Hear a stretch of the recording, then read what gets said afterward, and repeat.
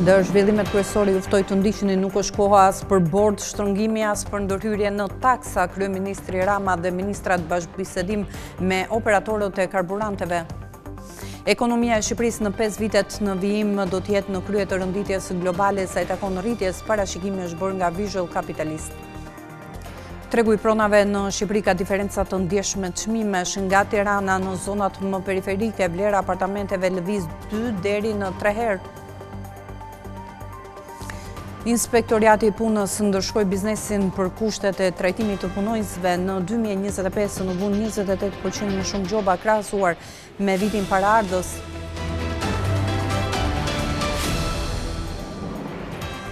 Zonja dhe zotrin, ju përshëndes. Do t'jemi bashkë në këtë edicion informativ për t'ju njohur me zhvillimet ekonomike të ditës.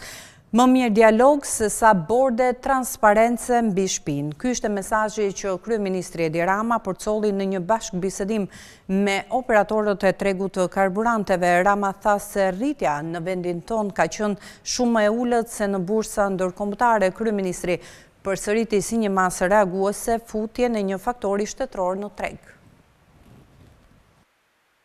Mbajtja nën kontroll e çmimit të karburanteve nuk do bëhet me bord, një praktikë që u ndoj gjatë krizës së shkaktuar nga lufta në Ukrainë. Gjatë një takimi me furnizuesit e naftës, Kryeministri Edi Rama kërkoi mbajtjen nën kontroll të margjit të fitimit nga vetë kompanitë. Nëse dialogu funksionon siç ka funksionuar deri tani, ne qëllimin nuk e kemi që t'ju shtrëngojmë juve në punën tuaj, qëllimin e kemi që bashkarisht të merremi vesh që kriza në lindjen e mesme nuk mund të projektohet e tëra mbi supet e konsumatorëve. Natyrisht kjo do të thotë marzhe më të ulta fitimi për ju, po më mirë marzhe më të ulta se sa bordin në kurriz. Ndërkaq sa i takon përbërjes së çmimit të naftës, që në një masë të konsiderueshme përbëhen nga taksat, Ministrja e Ekonomisë dhe Inovacionit Elina Ibrahimaj tha se në kushtet aktuale nuk do të ketë ulje të tyre. Propozimet kryesore nga shoqatat e ndryshme kanë qenë të lidhura me taksën e qarkullimit. Besojmë fort që kjo është një politikë e cila ndonse ne na bën në çmimin e konsumatorit të jemi në treg me një çmim më të lartë se sa vendet e tjera të rajonit, mendojmë që është një politikë më e drejtë. Rama foli dhe për të ardhurat shtesë në buxhetin e shtetit si pasojë e rritjes së çmimit të naftës, duke paralajmëruar se shtresa e vetme për të cilën mund të shkojnë këto para janë pensionistët. Ka vetëm një kategori që do të marrë më shumë sa herë që të jepet mundësia, dhe kjo kategori është kategoria e pensionistëve. Pik. Askush tjetër nuk duhet kërkoj nga buxheti i shtetit asgjë më shumë se çfarë i takon. I pranishëm në takimin ishte edhe Ministri i Infrastrukturës dhe Energjisë Enea Karakaçi, i cili bëri me dije se tashmë kompanive ju është dërguar niveli rezervës që duhet të mbajnë për 30 ditë, si dhe 60 ditë sasi të kontraktuara, bazuar në përllogaritet e bëra sipas legjislacionit në fuqi. Ndërkohë, Ministri i Financave Petrit Malaj u ndalte task forca e ngritur për monitorimin e tregut të karburanteve, duke bërë me dije se nuk janë konstatuar abuzime me çmimet, por shkelje të tjera që lidhen me evazionin dhe kontrabandën. Paralelisht, Rama njoftoi se do fillojë operimin Alp Trace, një kompani shtetërore e përbashkët me Emiratet e Bashkuara Arabe, që do bëjë gjurmimin e produkteve të akcizës dhe së shpejti do hyjë në treg duke operuar dhe në fushën e naftës. Gjithsasitë e naftës që hyjnë në tregun shqiptar do garantohen me teknologji të fjalës së fundit, duke rritur nivelin e kontrollit edhe në drejtim të ngjyruesve që përdoren. Ndërkaq grossistët thanë se po operojnë me marzhe të ulta fitimi që shkojnë në 7 deri 8 lekë për litër. Po ashtu në lidhje me taksën e qarkullimit, furnizuesit kërkuan një qasje më të drejtë për ata që e përdorin karburantin për qëllime të tjera, sikurse mund të jetë prodhimi i energjisë. Tregu i karburanteve në kryeqytet duket se ndjek me vonesë tendencën e çmimeve. Sipas një vëzhgimi të bërë mesditën e sotme, në pikat e shitjes me pakicë, 1 litër naftë ka shkuar në kufijtë e 200 lekëve. Në tregjet globale, sot çmimet patën një rënje të lehtë. Çmimi hidrokarbureve në vend ka shënuar sërish rritje. Këtë të mërkur, 1 litër naftë tregtohet me çmimin 199 deri në 202 lekë për litër. Autoritetet kanë ngritur një task force të posaçme për monitorimin e tregut, ndërsa pikat e karburanteve reflektojnë në mënyrë të menjëhershme ndryshimet e çmimit të naftës në tregjet globale. Çmimi i naftës filloi të rritej menjëherë pasi Irani vendosi të mbyllte ngushticën e Hormuzit, e cila është një pikë tregtare kyçe. Më 10 mars, nafta arriti një çmim prej 198 lek për litër dhe disa ditë më vonë ul në 193 lek për litër, si pasojë e uljes së çmimit në tregjet ndërkombëtare. Ndërkaq, së fundmi ka pësuar sërish një rritje të konsiderueshme, duke u tregtuar mesatarisht me 199 lek për litër. Megjithatë, në tregjet globale, këtë të mërkur çmimet kanë shënuar një rënje të lehtë, megjithse mbeten mbi pragun e $100 për fuqi, në një treg të tensionuar nga zhvillimet gjeopolitike. Rënja vjen pasi Iraku rifilloi eksportet e naftës përmes tubacionit drejt portit turk të Ceyhan, duke sjellë një lehtësim të kufizuar në furnizim. Task Forca ka në fokus rritjen e kontrollit dhe efikasitetit tatimor dhe doganor në sektorin e hidrokarbureve, si në tregtimin me shumicë, ashtu edhe në atë me pakicë, në mënyrë që të shmangen rritjet abuzive të çmimit të tregtimit të karburanteve dhe duke mbrojtur kështu qytetarët shqiptar. Po ashtu do të monitorohen edhe marzhet e fitimit të kompanive për të garantuar që me çmimet nuk abuzohet. Ende pa patur rritje të çmimeve në treg, konsumi i karburanteve në 2 muajt e parë të vitit duket se ka qenë në rënje. Sipas të dhënave të Ministrisë së Financave, për mallrat e akcizës si karburanti, kafeja dhe bira kanë patur rënje të sasive të importit. Viti 2026 ka nisur me rënjen e sasisë së karburantit të importuar dhe që ka shkuar për konsum. Të dhënat zyrtare nga Ministria e Financave tregojnë se për periudhën janar-shkur 2026 janë zhdoganuar 102.000 ton karburant, shifër kjo që ka ndryshuar trendin e vitit të kaluar, ku importi i karburanteve shënoi nivelin rekord të 5 viteve të fundit. Konkretisht në raport me të njëjtën periudhë të 2025-s, importi i karburanteve ka pësuar rënje me 4.469 ton. Këto shifra nuk lidhen me situatën e luftës në rinjën e mesme, pasi rënja ka ndodhur jo vetëm në shkurt, por edhe në janar kur çmimet ishin normale. Kjo mund të sinjalizojë një rënje të lehtë të konsumit të karburanteve. Ndërkohë, gjatë 2 muajve të parë të vitit është vënë re edhe rënja e importit të kafes, sërish në trend të kundërt me vitin e kaluar. Deri në shkurt janë importuar 1.142 ton kafe, nga 1.241 ton që u importua në të njëjtën periudhë të vitit të kaluar, me rënje prej 99 ton. Sa i takon birës, është i vetmi produkt ndër mallrat e akcizës që po vijon trendin rënës të importeve, të nisur që vitin e kaluar. Gjatë 2 muajve të parë të vitit, janë importuar 4.625 ton birë, me një rënje prej 1.179 ton. Ndërsa diferencë nga mallrat e akcizës bëjnë vetëm produktet e duhanit gjatë këtij viti, ku në 2 muaj janë importuar 497 ton, nga 412 ton të importuara në janar-shkur 2025, me një rritje prej 85 ton. Shifrat tregojnë se qytetarët shqiptar nuk po heqin dorë nga duhani, pavarësisht se çdo vit çmimet e paketave po rriten në mënyrë të ndjeshme për shkak të rritjes së akcizës dhe po ashtu pesha në shpenzimet e tyre direkte. Por pavarësisht këtyre treguesve, të ardhurat totale nga akcizat për periudhën janar-shkur 2026 janë realizuar në shumën e 10 miliard lekëve apo 100 milion euro, me rritje prej 561 milion lek në raport me të njëjtën periudhë të një viti më parë. Task Forca e karburanteve vijon kontrollet në terren pas Elbasanit. Ekspertët e tatimeve dhe doganave vijuan inspektimet në pikat e karburanteve në Korçë dhe Pogradec. Në njësitë e shitjes janë evidentuar shkelje të rënda të legjislacionit tatimor. Kontrollet do të vijojnë deri më 30 qershor në të gjithë vendin. Task Forca e ngritur për kontrollin e pikave me shumicë dhe pakicë të karburanteve po ushtron inspektim në të gjithë territorin e vendit. Në kuadër të planit operacional për monitorimin e tregut të produkteve energjetike, pas aksionit në Elbasan, administratat tatimore dhe administratat doganore vijuan kontrollet në disa subjekte të tregtimit të karburanteve në Korçë dhe Pogradec. Drejtoria e përgjithshme e tatimeve bën me dije se gjatë verifikimeve u konstatuan shkelje të rënda të legjislacionit tatimor, ndërsa dokumentacioni jo tatimor i gjetur në këto subjekte u sekuestrua për vijimin e hetimeve dhe referimin e rasteve në organet e drejtësisë. Ndërsa bëhet me dije se kontrollet do të vijojnë në të gjithë territorin, me fokus parandalimin e abuzimeve me çmimet e karburanteve dhe formalizimin e sektorit të hidrokarbureve. Task Forca e përbashkët për këtë qëllim u ngrit më 13 mars dhe do të jetë në terren deri më datën 30 qershor 2026. Kontrollet do të ushtrohen në të gjithë territorin e vendit, mbi bazën e analizës së riskut, fokusuar më shumë tek subjektet që ushtrojnë aktivitet në tregtimin me pakicë të karburanteve. Por çfarë do të kontrollohet konkretisht? Gjatë kontrollave do të verifikohet përputhshmëria e sasisë së karburantit të furnizuar dhe të shitur, origjina e produktit, fiskalizimi i shitjeve, përputhshmëria e çmimeve të afishuara me faturat fiskale si dhe regjistrimi i punonjësve. Ky kontroll synon formalizimin e tregut të karburanteve dhe garantimin e transparencës në zbatim të ligjit dhe mbrojtjes së qytetarëve nga abuzimet me çmimet e karburanteve. Kjo task force u ngrit si një instrument kontrolli, nxitur nga rritja e çmimit të karburanteve për shkak të konfliktit në lindjen e mesme, i cili konsiderohet gjithashtu edhe si një moment ku mund të ndodhin abuzime të shumta, duke mos reflektuar çmimet reale të bursës dhe duke shkaktuar kosto të larta dhe të padrejta për qytetarët shqiptar.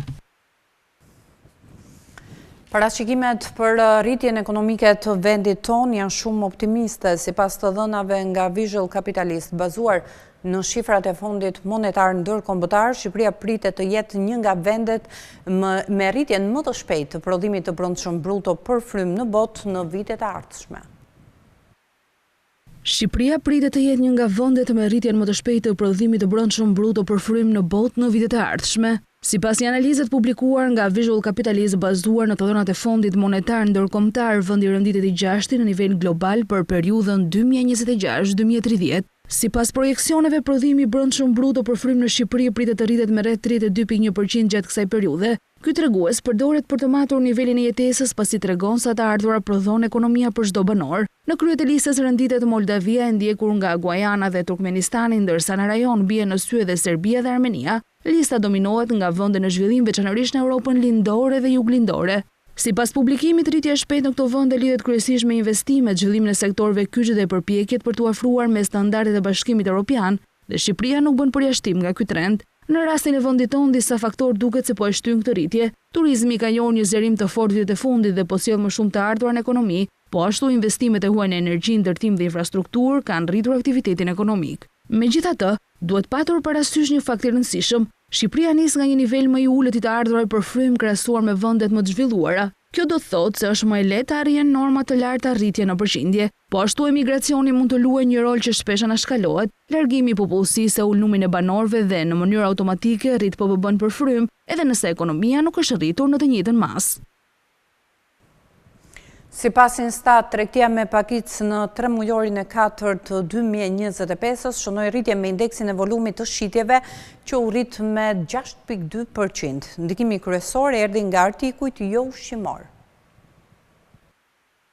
Sipas të dhënave të publikuara nga Instat, tregtia me pakicë në Shqipëri ka shënuar një ecuri pozitive gjatë 3 mujorit të 4 të vitit 2025, duke reflektuar një rritje të qëndrueshme të konsumit në vend. Indeksi volumit të shitjeve, i cili llogaritet duke deflatuar indeksin e shitjeve në vlerë, arriti në 137.5, duke regjistruar një rritje prej 6.2% krahasuar me të njëjtën periudhë të një viti më parë. Në krahasim me 3 mujorin paraardhës, volumi i shitjeve është rritur me 1.5%. Ndërkohë në terma vjetor, volumi i shitjeve në 3 mujorin e 4 të vitit 2025 rezulton të jetë rritur me 5.7% kundrejt 3 mujorit të 4 të vitit 2024, duke dëshmuar për një performancë të qëndrueshme të sektorit të tregtisë. Analiza sipas grupeve kryesore të mallrave tregon se rritja vjetore është mbështetur nga disa segmente të rëndësishme të tregut. Kontributin më të madh e kanë dhënë artikujt jo ushqimor në njësitë tregtare të specializuara dhe jo të specializuara, të cilat kanë shtuar 2.5 pikë në rritjen totale. Nga ana tjetër, grupi ushqime, pije dhe duhan ka kontribuar me 1.8 pikë,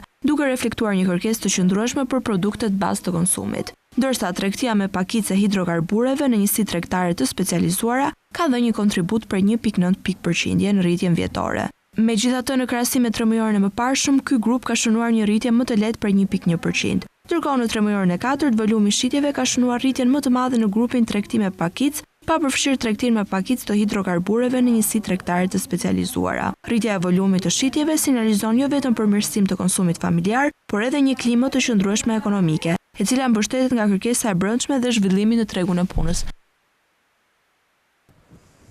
Po sipas të dhënave të Instat, muaj i shkurtë i këtij viti rënditet i treti me nivelin më të lartë të importit të perimeve.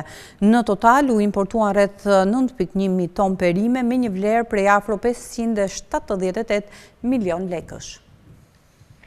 Importet e zarzavateve në Shqipëri vijojnë të mbeten në nivele të larta, duke reflektuar një varësi të qëndrueshme nga tregjet e huaja për furnizimin me produkte bazë ushqimore. Të dhënat më të fundit tregojnë se muaji i shkurtë 2026 shënoi një nga nivelet më të larta historike si në vlerë ashtu edhe në sasi, Në total gjatë shkurtit u importuan rreth 9.1 mijë tonë zarzavate me një vlerë prej afërsisht 578 milion lekësh. Ky nivel rendit muajin shkurt të vitit aktual si të tretin me vlerën më të lartë që nga janari i vitit 2005, duke konfirmuar një trend në rritje të importeve në këtë sektor. Krahasuar me të njëjtin muaj të një viti më parë, importet paraqiten në rritje si në vlerë ashtu edhe në sasi. Në shkurt të vitit kaluar, importet arritën në rreth 7.000 tonë me një vlerë prej 488 milion lekësh, çka tregon një rritje të ndjeshme këtë vit, sidomos në volum. Ndërkohë, rekordi historik vijon të mbahet nga shkurti i vitit 2024, kur importet kapën mbi 720 milion lekë dhe rreth 9.6 mijë tonë, duke mbetur niveli më i lartë i regjistruar deri më sot. Rritja e importeve në muajt e dimrit lidhet kryesisht me mungesën sezonale të prodhimit vendas, duke detyruar tregun të mbështetet më shumë në furnizimet nga jashtë. Megjithatë, nivelet e larta të viteve të fundit tregojnë për një prirje më të theksuar strukturore, ku prodhimi vendas nuk po arrin të mbulojë kërkesën në rritje. Nëse trendi aktual vijon importet e zarzavateve, pritet të mbeten një komponent i rëndësishëm i tregtisë së jashtme, duke theksuar nevojën për politika më të forta mbështetëse për prodhimin vendas dhe rritjen e vetfurnizimit. Tregu i pronave në Shqipëri shfaq diferenca të ndjeshme çmimesh. Në Tiranë dhe zonat bregdetare pronat janë më të shtrenjta, ndërkohë në qytete si Shkodër dhe Gjirokastër në ofertë janë prona më të përballueshme dhe mundësi investimi. Tregu imobiliar në Shqipëri paraqet një panoramë të larmishme çmimesh, ku vlera e pronave ndryshon ndjeshëm në varësi të qytetit, pozicionit gjeografik dhe tipologjisë së banesës. Të dhënat nga Investropa tregojnë se zonat bregdetare dhe kryeqyteti vijojnë të kenë çmimet më të larta, ndërsa qytetet e tjera ofrojnë alternativa më ekonomike për blerësit. Ky diferencim lidhet ngushtë me zhvillimin ekonomik, turizmin dhe kërkesën në rritje për prona, si për banim ashtu edhe për investim. Në Durrës apartamentet kushtojnë mesatarisht nga $50.000 deri në $90.000. Ky qytet mbetet një nga destinacionet kryesore për investime, i nxitur nga turizmi dhe afërsia me kryeqytetin. Sigurisht kjo kosto rritet ndjeshëm në zonat më të kërkuara pranë vijës bregdetare apo për apartamente me pamje nga deti, si në varësi të sipërfaqes dhe standardit të ndërtimit. Po ashtu në Vlorë çmimet e apartamenteve vijojnë nga $45.000 deri në $80.000, duke reflektuar rritjen e kërkesës për pronat në bregdet, sidomos gjatë viteve të fundit me shtimin e turistëve. Ndërkohë në Tiranë tregu mbetet më i shtrenjtë krahasuar me pjesën tjetër të vendit. Apartamentet 1+1 luhaten nga $60.000 deri në $100.000, të ndikuara nga urbanizimi, zhvillimi ekonomik dhe kërkesa e lartë për banim dhe investim. Çmimet në kryeqytet priren të rriten më shpejt, veçanërisht në zonat qendrore dhe ato me infrastrukturë të zhvilluar, duke bërë Tiranën një nga tregjet më aktive në vend. Në qytetet e tjera çmimet janë më të përballueshme. Në Shkodër shtëpitë familjare me oborr në zonat periferike varojnë nga $40.000 deri në $70.000, duke ofruar hapësirë më të madhe dhe kosto më të ulët për familjet. Ndërsa në Gjirokastër shtëpitë kushtojnë nga $35.000 deri në $60.000, duke tërhequr interes jo vetëm për banim, por edhe për investime në turizëm dhe bujtina karakteristike. Tendencat aktuale sugjerojnë një interes në rritje nga investitorët vendas dhe të huaj, ndërsa zhvillimet infrastrukturore dhe rritja e turizmit pritet të ndikojë më tej në çmimet e pronave në vitet në vijim. Kroqera e pare e sezonit mbërrin në Saran 2600 turistë të huaj zbarkuan në portin e qytetit, i cili është në pritje të fluksit të vizitorëve gjatë gjithë vitit, volumi më i lartë i të cilëve mbërrin në sezonin veror. Vitet e fundit, Saranda shënon fluks në rritje të turistëve për te sezonit veror. Qyteti bregdetar i Sarandës njihet për ujërat e tij të kristalta, plazhet mahnitëse dhe monumentet e shumta kulturore dhe arkeologjike. Kryeministri Edi Rama përmes një postimi në rrjetet sociale publikoi pamjet e kroqerës së parë që ka mbërritur në Sarandë, duke shënuar nisjen e një tjetër sezoni të rëndësishëm për turizmin e kroqerave në jug të vendit. Ania turistike ka rreth 2600 turistë në bord nga vendet ndryshme të botës. Kroqera mbërritet në Sarandë nga Italia dhe pritet të vazhdojë itinerarin e saj drejt Greqisë. Ndërkohë Saranda vazhdon të mbetet një nga destinacionet më tërheqëse në jug të vendit, duke mirëpritur çdo vit mijëra vizitor vendas dhe të huaj. Me klimë mesdhetare, ujërat e pastra, qyteti ofron një kombinim të plotë për pushime relaksuese dhe përvoja unike. Fluksi i turistëve në Sarandë dëshmon jo vetëm për popularitetin në rritje të rivierës shqiptare, por edhe për ndikimin pozitiv që turizmi po sjell në ekonominë vendase. Saranda ofron një kombinim të përsosur për pushime relaksuese. Vizitorët kanë mundësinë të eksplorojnë një sër atraksionesh të njohura si Kalaja e Lëkursit, Manastiri 40 shenjtorëve, Parku Kombëtar i Butrindit, pjesë e trashëgimisë botërore të UNESCO-s, syri i kaltër me burimet e tij magjepsëse natyrore si dhe plazhet e Eksamilit. Përgjatë vitit 2025 u ndërmorën disa nisma që lehtësuan financimin e bizneseve, përfshirë skemat e kreditimit në bashkëpunim me institucionet ndërkombëtare. Megjithatë, financimet e dedikuara për gratë e sipërmarrjes janë ende të pakta. Aksesi në financë për ndërmarrjet mikro, të vogla dhe të mesme rezulton të jetë përmirësuar gjatë 2025-s. Megjithatë, përthithja dhe vlera produkteve kushtuar grave sipërmarrëse mbetet tepër e ulët. Sipas një raporti të Këshillit të Investimeve, një sër instrumentash financiare kanë rritur mbështetjen për ndërmarrjet e vogla dhe të mesme gjatë vitit të kaluar. Nga shkurti 2025-s, Banka e Shqipërisë prezantoi një skemë të refinancimi në vlerën prej 25 miliard lekësh, e kushtuar për mbështetjen e ndërmarrjeve të vogla, të mesme dhe të mëdha që operojnë kryesisht në sektorin e bujqësisë, agroturizmit e të tjera.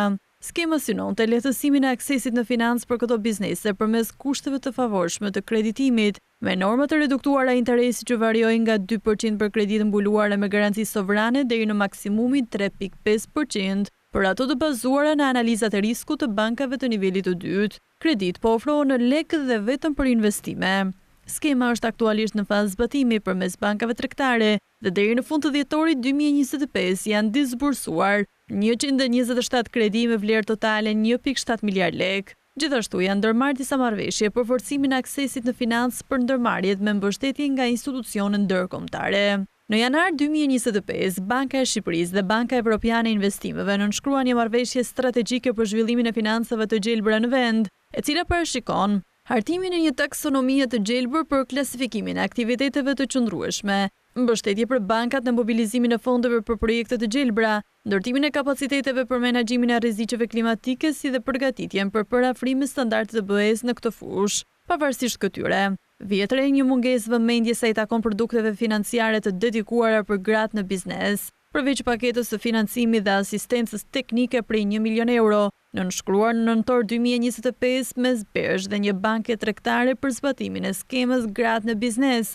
Ky aspekt nuk evidentohet as në skemën e re të Bankës së Shqipërisë dhe as në marrëveshje të tjera në sektorin bankar, duke kërkuar fokus të shtuar në përputhje me rekomandimet për përfshirje financiare gjinore. Për te aktiviteteve të ndërmarra nga Banka e Shqipërisë në zbatim të strategjisë për edukimin dhe përfshirjen financiare 2024-2026, disa banka tregtare kanë ndërmarrë nisma individuale në promovimin e njohurive financiare dhe mbështetjen për sipërmarrjen. Shumica e bizneseve shqiptare, veçanërisht eksportuesit, shohin pozitivisht antarësimin e vendit në Bashkimin Evropian. Ata shpresojnë për më shumë mundësi për zgjerimin e tregjeve dhe rritjen e aktivitetit të tyre.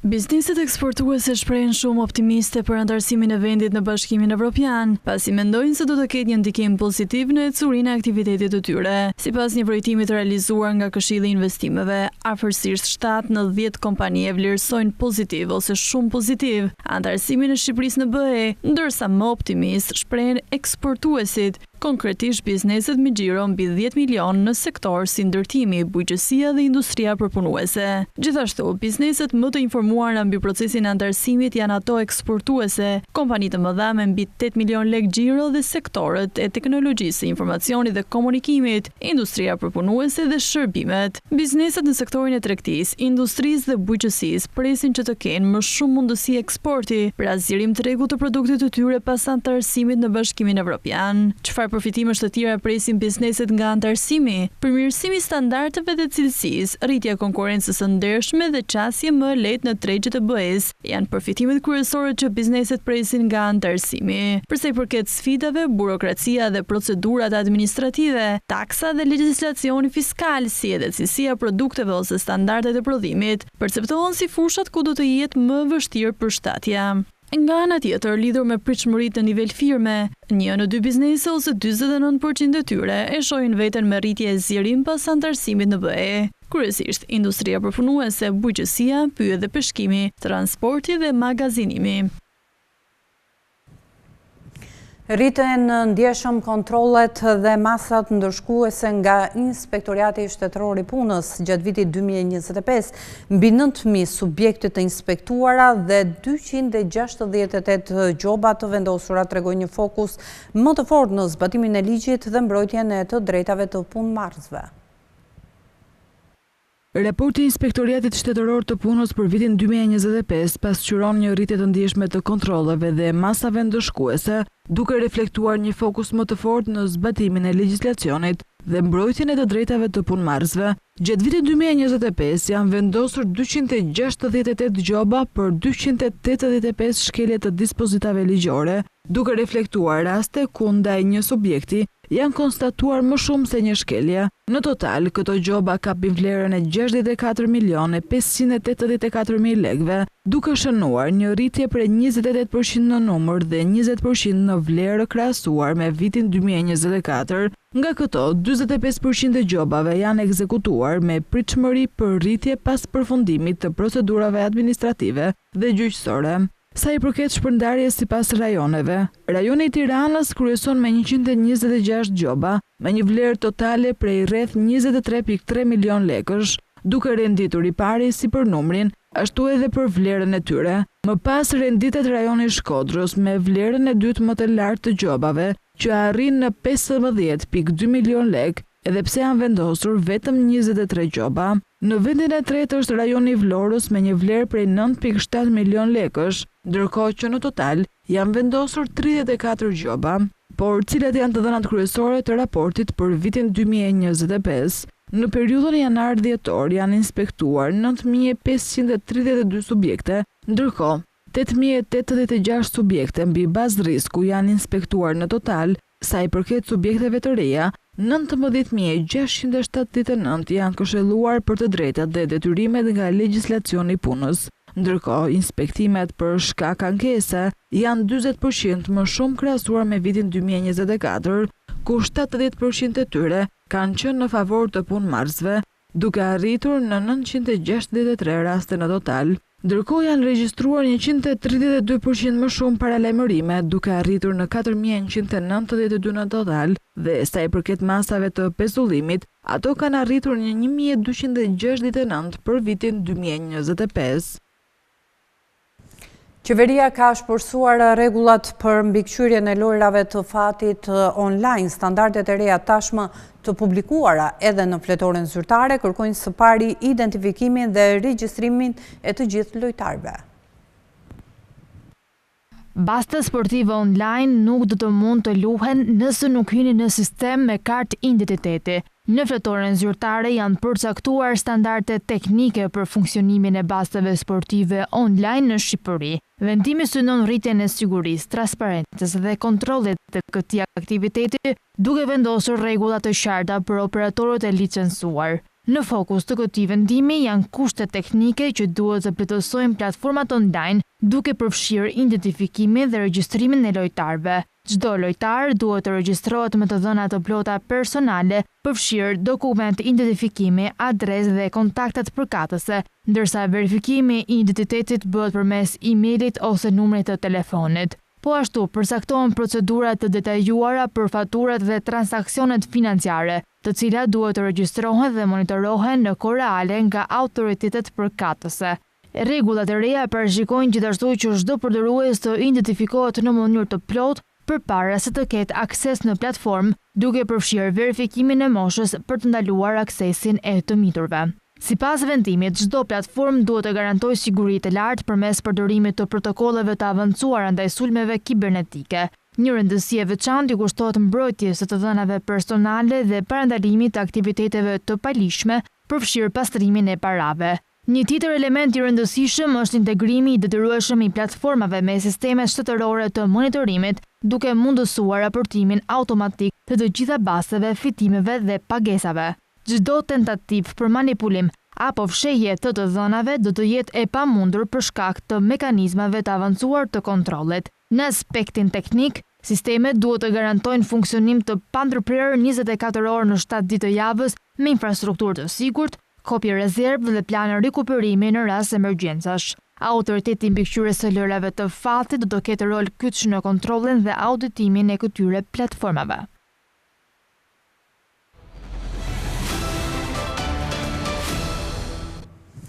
Sipërmarrja kosovare ka mirëpritur heqjen e masave financiare nga Bashkimi Evropian, duke e cilësuar atë si një zhvillim pozitiv për ekonominë. Biznesi pret tani më shumë bashkëpunim me partnerët ndërkombëtar. Lidhja e bizneseve të Kosovës e ka vlerësuar si një lajm shumë pozitiv vendimin e Komisionit Evropian për heqjen e masave financiare ndaj Kosovës. Sipas tyre, ky vendim paraqet një zhvillim të rëndësishëm dhe inkurajues për ekonominë e vendit, duke hapur rrugë për më shumë mundësi financiare dhe bashkëpunim ndërkombëtar. Masat, të cilat ishin në fuqi për një periudhë të caktuar, konsiderohen se kishin ndikuar negativisht në sektorin e biznesit, duke kufizuar qasjen në fonde dhe duke penguar realizimin e projekteve zhvillimore. Heqja e tyre, sipas lidhjes së bizneseve, pritet të përmirësoj kliman e investimeve, të lehtësoj bashkëpunimin ekonomik me partnerët ndërkombëtar dhe të ndikojë në rritjen ekonomike të Kosovës. Lidhja ka theksuar rëndësinë e vazhdimit të reformave dhe forcimit të partneritetit me institucionet europiane me qëllim të sigurimit të zhvillimit të qëndrueshëm dhe integrimit në tregjet e Bashkimit Evropian. Një ditë më parë, Komisioni Evropian ka konfirmuar se janë hequr të gjitha masat financiare ndaj Kosovës. Kjo u bë e ditur gjatë debatit për raportin për Kosovën, që u zhvillua në Parlamentin Evropian. Gjatë debatit u shpreh keqardhje për vitin e humbur në Kosovë për shkak të ngërçit politik që përshkroi tër vitin 2025. Heqja e masave erdhi pak ditë pasi në Prishtinë u arrit edhe një marrëveshje për ligjin për të huajt. Zyrtarët nga Shërbimi i Jashtëm Evropian thanë se ne i mirëpresim hapat e ndërmarrë nga Kosova në lidhje me ruajtjen e sundimit të ligjit. Kjo do të mundësojë serbëve të Kosovës të vazhdojnë të banojnë, studiojnë dhe punojnë në Kosovë ligjërisht sipas ligjit të Kosovës. Marrëveshja, sipas përfaqësuesve europian, është dëshmi se dialogu po sjell rezultate.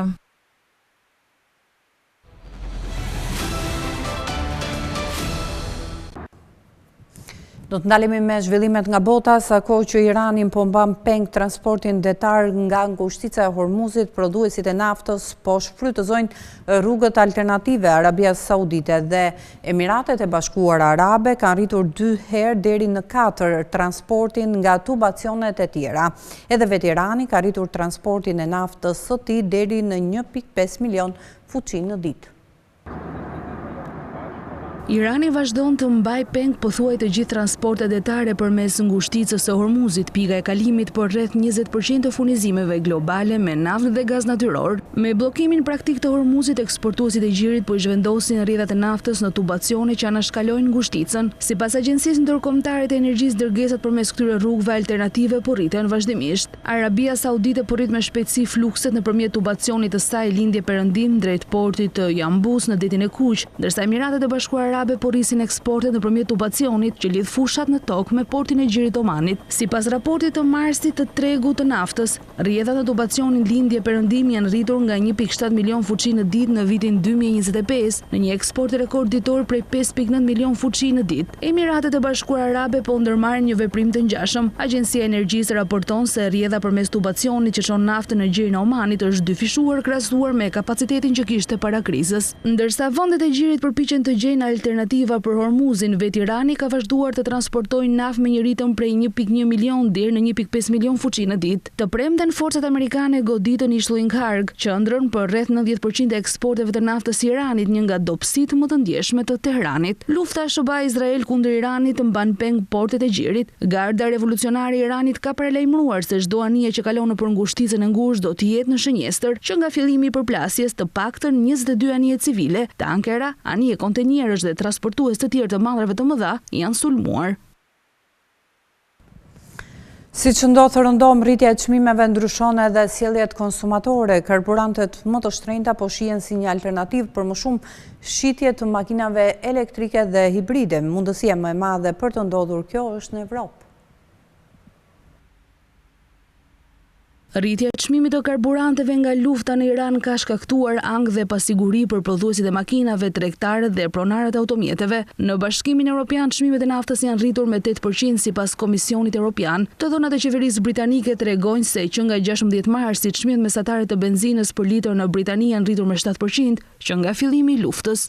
Çmimi mesatar i benzinës në Shtetet e Bashkuara të Amerikës për galon është rritur me 27% që nga fundi i shkurtit. Historia ka treguar se tronditjet e çmimeve të naftës mund të çojnë në ndryshime strukturore në zakonet e blerjes së makinave nga konsumatorët. Kriza energjetike e viteve 1970 i shtyu blerësit amerikan të makinave të zgjedhin automjete më të vogla, gjë që favorizoi prodhuesit japonez të makinave dhe gërryu pjesën e tregut të rivalëve të tyre amerikan. Analistët thonë se rritjet e fundit të ndjeshme të çmimeve të karburantit kanë të ngjartë mos i ndryshojnë ndjeshëm modelet e blerjeve për makina të reja menjëherë. Shpesh duhet një periudhë e zgjatur për çmime të larta ose ato që eklipsojnë një moment historik psikologjik përpara se blerësit e makinave të zhvendosin fokusin e tyre në zgjedhje më efikase të karburantit, thanë vëzhguesit e industrisë. Një rritje e interesit për automjetet elektrike është më e mundshme në Europë, ku makinat plotësisht elektrike përbënin 19.5% të shitjeve në vitin e kaluar. Në Gjermani trafiku i lidhur me automjetet elektrike për shitjen online të makinave me inato është rritur me 40% që nga fillimi i luftës në Iran. Midis 2 marsit dhe 12 marsit, deri në 66% e blerësve po shikonin automjete elektrike nga 55% në fund të shkurtit, tregojnë statistikat. Në tregun amerikan, ekspertët e industrisë thonë se një lëvizje e madhe drejt automjeteve elektrike është e pamundur, përveç nëse çmimet e karburantit rriten shumë më tepër. Kthimi i Ukrainës në një lider botëror në prodhimin e teknologjive kundër dronëve për Britaninë është një mundësi prodhimi. Kryeministri Starmer dhe presidenti Zelenski ranë dakord për bashkëpunimin mes tyre. Edhe NATO e sheh këtë teknologji të dronëve dhe antidronëve si element për sigurinë euroatlantike. Britania dhe Ukraina ranë dakord të punojnë së bashku për të shitur teknologjinë e dronëve jashtë vendit gjatë një vizite nga presidenti Zelenski në Londër. Udhëheqësit evropian po punojnë që ta mbajnë Ukrainën në fokus, ndërsa vëmendja globale është vendosur në lindjen e mesme. Sekretari i përgjithshëm i NATO-s Mark Rutte u bashkua bisedimeve për të diskutuar dronët, teknologjitë përkatëse dhe sigurinë euroatlantike. 4 vjet pas pushtimit të plotë të Ukrainës nga Rusia, Kievi është bërë një lider botëror në teknologjitë e dronëve dhe antidronëve. Britania, një aleat e ngurtë, dëshiron ta ndihmojë Ukrainën të përdorë atë pozicion për të mbështetur vendet në gjirin persik, të cilat janë në sulme të rregullta nga Irani, përfshirë edhe nga dronët Shahed, me të cilët Teherani i ka furnizuar edhe Moskën dhe janë bërë një nga armët kryesore të Rusisë. Zelenski tha se më shumë se 200 specialistë ukrainas janë vendosur në të gjithë lindjen e mesme dhe rajonin e gjirit, ku janë dërguar me kërkesë të partnerëve përfshirë Shëban. Ai shtoi se kjo është pjesë e një marrëveshje më të gjerë për dronët e propozuar Shëbas dhe Ukraina është e përgatitur të ofrojë marrëveshje të ngjashme të gjithë partnerëve të saj.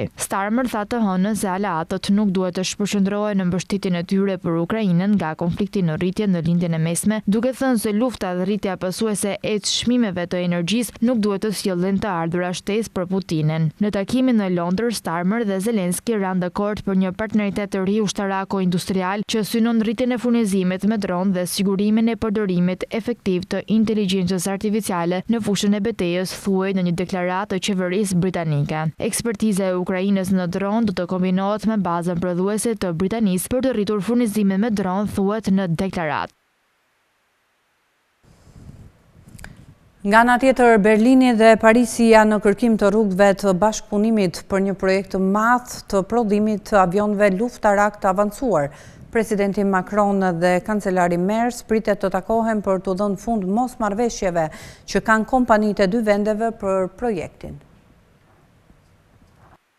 Udhëheqësit e Francës dhe Gjermanisë do të diskutojnë programin e avionëve luftarak. Planet për të zhvilluar një sistem futuristik luftimi ajror së bashku me Spanjën kanë mbetur pezull për shkak të një mosmarrëveshjeje publike mbi kontrollin midis Dassault Aviation të Francës dhe Airbus, e cila përfaqëson Gjermaninë dhe Spanjën në projektin 100 miliard eurosh. Zyra e presidentit francez Emmanuel Macron konfirmoi se ai dhe kancelari gjerman do të takoheshin të mërkurën në mbrëmje përpara samitit të 19 dhe 20 marsit. Edhe një burim nga qeveria gjermane tha se sistemi i luftimit ajror ishte ndër temat e diskutuara. Macron nisi projektin së bashku me kancelaren e atëhershme gjermane Angela Merkel në vitin 2017, ndërsa Spanja ju bashkua më vonë. Ministri i jashtëm gjerman tha se ishte optimist se Berlini dhe Parisi do të vazhdojnë të punojnë së bashku Bashku në të gjitha termat e rëndësishëm evropian, përfshirë sigurinë. Shoqata e industrisë hapësinore e Gjermanisë bëri thirrje për një avion luftarak në udhëheqjen gjermane si pjesë e një rikonstruktimi të sistemit të luftimit ajror. Planet aktuale parashikojnë një grup të lidhur digjital të avionëve luftarak me ekuipazh dhe dron luftarak. Prodhuesit kanë pasur mosmarrëveshje gjatë fazës tjetër që përfshin një demonstrues fluturues. Kompania franceze Dassault po bën presion për një kontroll më të qartë të pjesës kryesore të projektit që lidhet me avionët luftarak, duke përfshirë zgjedhjen e furnizuesve, ndërkohë që ofron Airbusit në të njëjtën gjërësi veprimi pjesët ku ai tashmë është normalisht në krye. Airbus ka thënë se marrëveshjet ekzistuese që kërkojnë barazit midis partnerëve duhet të ruhen. Duke folur gjatë një vizite në New Delhi në muajin e kaluar, Macron hodhi poshtë mundësinë që mosmarrëveshjet industriale të errësojnë vendimet e qeverisë mbi zhvillimin e armëve strategjike. Marrëveshja për këtë projekt ka të ngjarë të shkaktojë një riorganizim të aleancave në industrinë e fragmentuar të mbrojtjes në Europë. Mes konflikteve të ashpra globale, por edhe problemeve në rritje nga ndryshimet klimatike, sigurimi i ushqimit është një sfidë e madhe. Kronika në vijim sjell një vështrim sa të qëndrueshme janë sistemet ushqimore të Evropës. Ndërsa sfidat globale të ushqimit shtohen, edhe kombet më rezistente po duken të cënueshme, ndërsa bota nxiton të ushqejë një numër prej 10 miliard njerëzish deri në vitin 2050. Ndryshimi i klimës, kufizimet tregtare dhe konfliktet globale në vitet e fundit kanë treguar se sa sfiduese mund të jetë që prodhimi dhe shpërndarja e ushqimit të vazhdojë si zakonisht. Megjithatë, disa vende po tregojnë këmbguljen e tyre. Portugalia kryeson listën me sistemet ushqimore më elastike në nivel global, e ndjekur nga Franca dhe Mbretëria e Bashkuar sipas një indeksi të ri prej 60 vendesh nga Economist Impact. Studimi analizoi vendet në 4 shtylla kryesore: përballueshmëria e ushqimit, disponueshmëria e tij, cilësia dhe siguria e tij dhe reagimi ndaj rrezikut klimatik. Raporti zbulon se edhe sistemet më elastike në indeks nuk marrin më shumë se 80 nga 100 pikë. Reagimi ndaj rrezikeve klimatike është shtylla më e dobët e indeksit, me rezultat mesatar 56 pikë, edhe pse shumica e vendeve kanë bërë zgjedhje të qëndrueshme bujqësore. Në këtë seksion Mbretëria e Bashkuar renditet e para, me 71 nga 100 pikë, ndërsa Portugalia renditet e treta, me një rezultat për 69 pikësh. Nga ana tjetër, Rumania e Hungaria janë vendet e Bashkimit Evropian më pak rezistente. Po cilat janë prodhuesit më të mëdhenj të ushqimit? Vetëm 15 vende prodhojnë 70% të ushqimit në botë, me Francën dhe Gjermaninë si të vetmet vendet në Bashkimin Evropian në listë. Nga ana tjetër, Franca, Holanda, Gjermania, Belgjika, Spanja dhe Polonia janë ndër eksportuesit kryesor të ushqimit në botë. Hulumtimi tregon se një numër i vogël vendesh dhe korridoresh tregtare mbështesin pjesën më të madhe të sigurisë ushqimore në botë. Sistemet ushqimore elastike janë të rëndësishme, sepse sigurojnë akses në dieta të shëndetshme dhe të përballueshme. Në Europë, kostoja e një diete të shëndetshme është 2.42% e PBB-s mesatare për frym. Ky është çmimi më i ulët në botë. Mbetjet ushqimore janë po ashtu problem për sistemet ushqimore, pasi 13% e produkteve humbasin para se të arrijnë në shitje me pakicë dhe 19% e tyre shpërdoren në nivel familjar.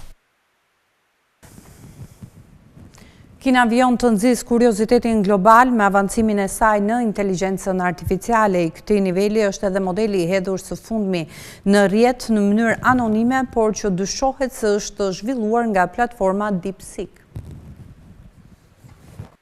Një model i fuqishëm i inteligjencës artificiale që u shfaq në mënyrë anonime në një platformë zhvilluesisht javën e kaluar kanë ngjallur spekulime se startupi kinez DeepSeek mund të jetë duke testuar në heshtje sistemin e tij të gjeneratës së ardhshme përpara një prezantimi zyrtar. Modeli i falas i quajtur Hunter Alpha, që u shfaq në platformën e portës së inteligjencës artificiale OpenRouter më 11 mars, u përshkrua nga platforma si një model i fshehtë. Por Hunter Alpha e përshkroi veten si një model kinez i inteligjencës artificiale i trajnuar kryesisht në gjuhën kineze, pa pranuar të identifikonte zhvilluesin e tij. As DeepSeek dhe as OpenRouter nuk e kanë identifikuar krijuesin e modelit. Faqja e profilit të Hunter Alpha e përshkruan atë si një model me 1 trilion parametra, që do të thotë se është trajnuar duke përdorur afërsisht 1 trilion vlera të rregullueshme që përcaktojnë se si sistemi përpunon gjuhën dhe gjeneron përgjigje. Ky specifikim ngjan me pritjet në mediat lokale për modelin V4 të gjeneratës së ardhshme të DeepSeek, të cilin mediat kineze kanë raportuar se mund të lançohet që në prill. DeepSeek, si shumë konkurrentët e tij kinez, është i financuar mirë. Megjithatë, ka një strukturë të